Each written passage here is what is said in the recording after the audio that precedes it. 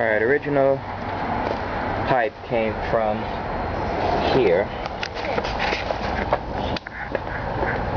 in the wall point from here, going down, across, all the way under the driveway to the other side of the caddy.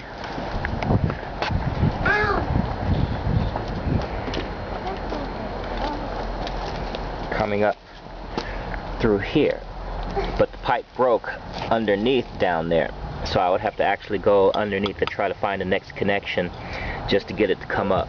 This was the original piece going down and alongside, underneath the sidewalk, alongside the garage, all the way to the back, and then cutting over to the washroom, going up and into the sink. Originally I was going to bypass that and just go along the wall side here and then come across and connect to that pipe on the T, but it's so rusted out on that T that even you can see in here, I was going to try to bypass this one, which would have gone all the way down, and just put a new line, but since that broke out, it rerouted everything. So the reroute is looking at, instead of going under the driveway, which would be under the caddy and everything else, and under this piece of cement, I'm instead take it down. Two choices. Original choice was to go along the side, so you have the air vent for under the house. So going down, going alongside, not on the dirt, or not under the dirt I should say, going alongside. This is going to prevent me from having to dig, although along here not any issues for digging. Maybe this plan is not that much of a root problem, so I could dig the trench going underneath. There's an old bush or something here, but since it is pretty old, it won't matter if I dig that up. It's just a little extra obstacle. Continuing through, going across under the slab of cement, finding out how to dig it deep enough at the right angle to slide a pipe underneath, and we're talking about copper at this point, of course, coming up on the other side. Main thing is this bush has grown up pretty big. This is very similar to what's on the other side, like the little weird semi-rose tree, to get around its root system, however it's going, once we get underneath that slab of sidewalk. Or the original concept, I could still bury it just to kind of hide it, make a turn here to get it close to the little entry to the basement.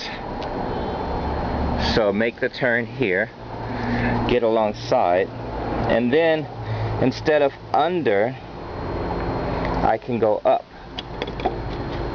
Now once I go up, I can go across from underneath,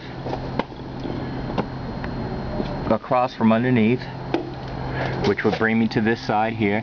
This is where the in-between spot is between the garage and the entry to the basement. I can just go up a little bit from this point to the corner of the garage, and then follow that all the way down to the other side. That's original concept. Let me back up so you can see the picture of everything that we're talking about. So basically, from there, going down, alongside or underground, doesn't matter so much. Going all the way across, making the curve to go towards that back wall. One easy way to hide it is to go up right there in the corner and then follow under the eaves, the pipe. Where this is, it just goes up a little bit more to go under the eaves of the garage going across the back. You won't notice it quite as much because it's in the corner and it's the copper color. Or once we dig it, we can find out really simple. Going down under the dirt, all the way across underneath, hiding everything underneath the porch line, and hoping that it's not going to be too much root system getting to the other side of that, and keep on going across. The other side of it is coming across from underneath there, Like I said before, you got this bush which is extended up pretty high, so assuming the root system is pretty complex, it's either going to damage it or something like that. So I could come up from this corner, come out of ground, go against the garage, going across to finish it to go around to the back inside, or I can just plow through it and whatever happens happens, because it's just a bush, no big deal.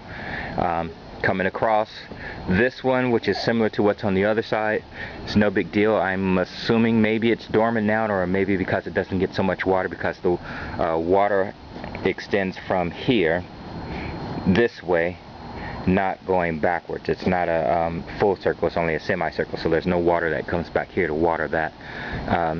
Going underground, of course, going straight across to the back, because there's a little bit of a dip, which is where the wash house is, but I'm just going to pass that up going out, and then just making my right angle to go around the back end of the garage. That's what the concept is thinking of there. To show you what was captured before, that pipeline that was coming from along here went underneath the sidewalk. I was able to separate at this crack and pick it up. Right now it's not fully settled back down, so it's kind of raised up a little bit, but I was able to separate from here. The broken pipe was underneath there. That pipe continued on down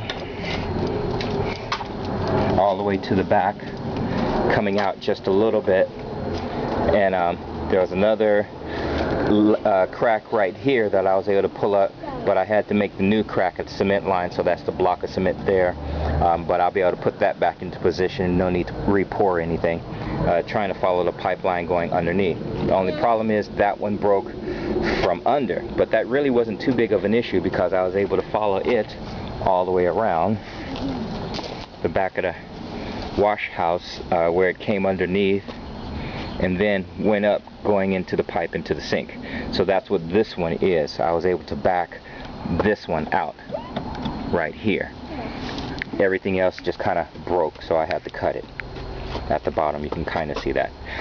The goal would be coming around the way that I described a few moments ago, coming around the back end here, making the right turn, going across underneath, connecting in to this pipe, which will restore that water line. A long way around, a little bit more faster route, but actually the distance in itself is approximately the same, because I'm not cutting across the garage driveway, I should say. It's just going around straight from where the pipe goes out of the house. That's the plan there. So doing that with all copper. If we go under the dirt, I'm going to have to use the, I think it's type M. There's two types of copper. There's type M and a type L. I think it's the type M that's kind of managed for underground. It's a thicker copper or something of that nature. So if I go underground, I'll have to use the type M.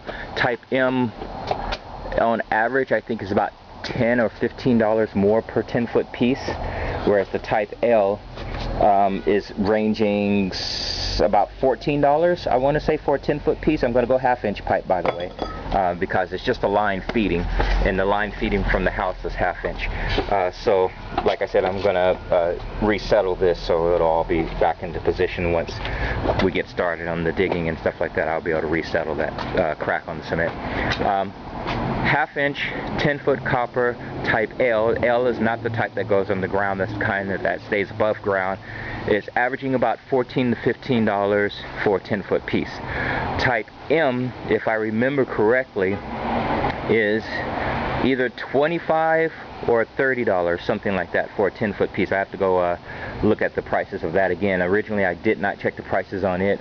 Easy to check enough on HomeDepot.com, because most likely that's where I'm going to get it from, is Home Depot.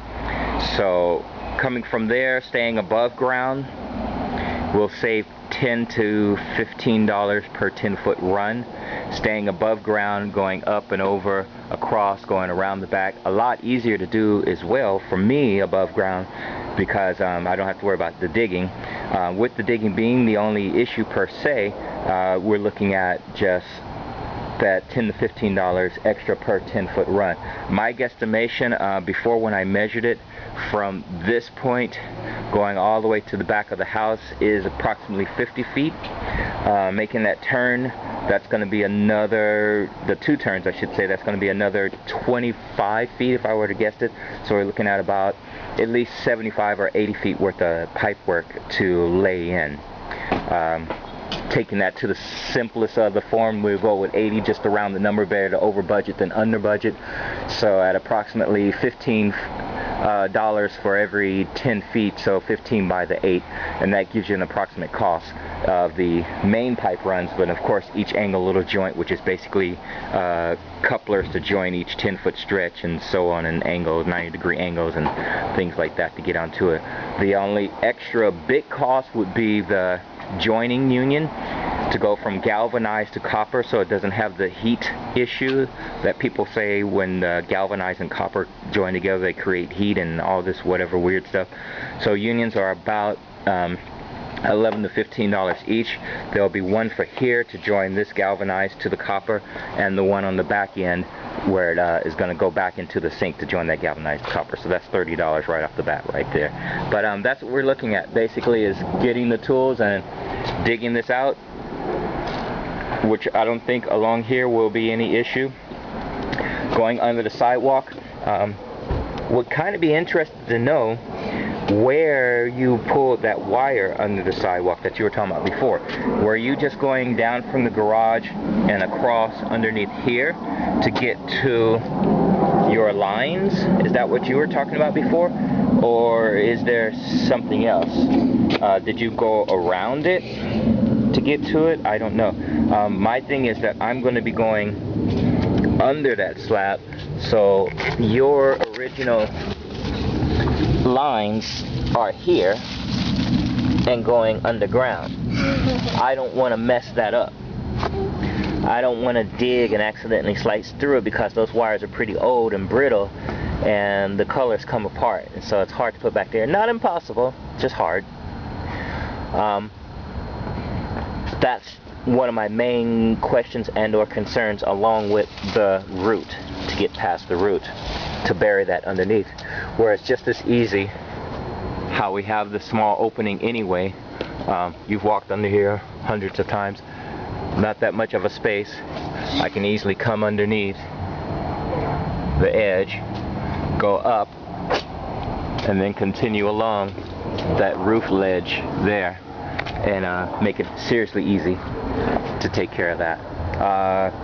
The other side of that, which will be a meet in between, so to speak, is go underneath. If I can get it under, once I get to that other side there, go up. Then that way, hopefully, I won't even be getting near the wire. But it's still a pretty big hole that has to be dug in order for me to do that angle to get into there. So in a sense speaking, it'd just be faster and easier to just go across the top. And we're just talking about a simple pipe anyway that's just feeding cold water to the garage. So there we go. That's the project 13-minute video.